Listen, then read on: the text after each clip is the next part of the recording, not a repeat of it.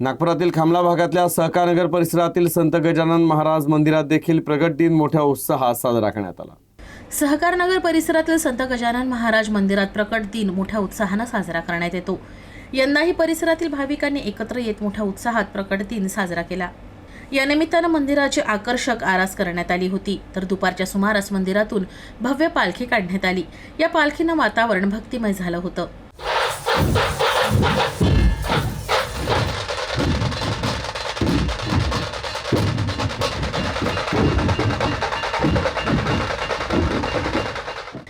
तर गेल्या 50 वर्षांपासून इथे प्रकट दिन साजरा केला जात असून 1966 साली या मंदिराची स्थापना झाली होती। परिसरातील नागरिक आणि भाविक मोठ्या उत्साहाने यात पुढाकार घेतात, तर हजारो भाविक आयोजित महाप्रसादाचा लाभ घेतात।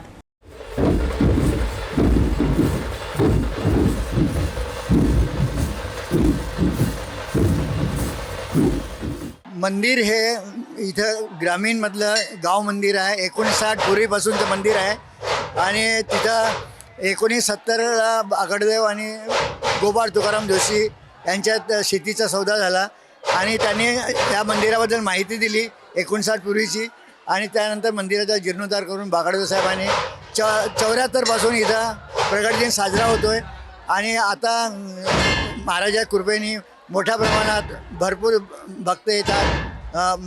20,000च्या वर 30-35 हजार भक्त येतात आणि इथं महाप्रसाद असतो रात्री 10पर्यंत।